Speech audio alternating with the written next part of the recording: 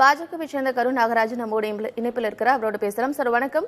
அமித்ஷாவுடன் வேலுமணி பேசியதாக ஒரு தகவல் வெளியாகி இருக்கிறது. சிவராத்திரிக்கு உள்துறை அமைச்சர் அமித்ஷா வந்திருந்த பொழுது முன்னாள் அதிமுக அமைச்சர் வேலுமணி பேசியதாகவும் அரசியல் விவகாரங்கள் குறித்து பேசியதாகவும் தகவல் இருக்கு. அது மட்டும் இல்லாமல் சற்று நேரத்திற்கு முன்னதாக திமுகவை தவிர வேற எந்த கட்சியுமே எங்களுக்கு எதிரி கிடையாது, 6 மாதம் கழித்து பாஜகவுடன் கூட்டணியான்னு கேளுங்க அப்படின்னு சொல்லியிருக்கிறாரு.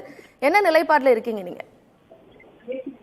இல்ல, எல்லாம் தகவல் தான் சொல்றாங்க. ஆனா இதுக்கு முன்னாடி பேசிய ஷியாம் அவர்கள் பாஜகவினுடைய கஷ்டத்தையும் சேர்ந்து சுமக்க வேண்டும் என்பது போல சொல்வதெல்லாம் கொஞ்சம் அதிகமான சிந்தனை அவருக்கு இருக்குன்னு தான் நினைக்கிறேன். இந்த தேசிய ஜனநாயக கூட்டணி கடந்த நாடாளுமன்ற தேர்தலில் 80 லட்சம் வாக்குகளை பெற்ற இயக்கம் என்பதை ஷியாம் போன்றவர் நினைக்கணும். இரண்டாவது, இந்த இந்திய நாட்டை, தமிழ்நாட்டை இன்றைக்கு உலகம் முழுவதும் உயர்த்தி இருக்கிற ஒரு மாபெரும் தலைவர் நரேந்திர மோடி அவர்கள் என்பதை தமிழக மக்கள் நன்கு புரிந்து வைத்திருக்கிறார்கள்.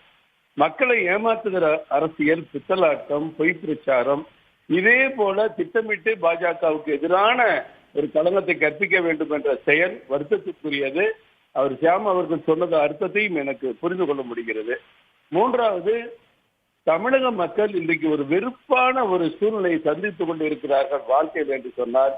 அது திராவிட முன்னேற்ற கழகத்தினுடைய ஆட்சியைத்தான்.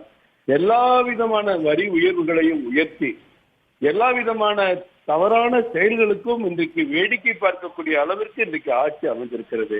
படுகொலைகள், போதைப் பொருள் கடத்தல், கஞ்சா விற்பனை, தினசரி செயின் பறிப்பு சம்பவங்கள், காவல்துறை அதிகாரிகளிடம் கூட திருடக்கூடிய அளவிற்கு, காவல்துறை நிலையத்தை தாக்கக்கூடிய அளவிற்கு, காவலர்கள் கைது செய்யப்படுகிற அளவிற்கு, பள்ளி ஆசிரியர்கள் 246 பேர் மேல போக்சோ வழக்கு போடக்கூடிய அளவிற்கு இன்றைக்கு குழந்தைகள், பெண்களுக்கு பாதுகாப்பு அல்லது தமிழகத்திலே இந்த ஆட்சி அகற்றப்பட வேண்டும் என்பதுதான் பாஜகவுடைய கொள்கை நோக்கம்.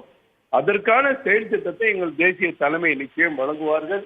அப்படி இருக்கக்கூடிய சூழ்நிலையில தான் 2026 தேர்தல் வரப்போகுது சார். இதுல அதிமுக பாஜகவுடைய கூட்டணி பேச்சுவார்த்தை நடக்குது அப்படின்ற தகவல் வெளியாகி இருக்கு. உங்க நிலைப்பாடு என்ன? நடக்குதா?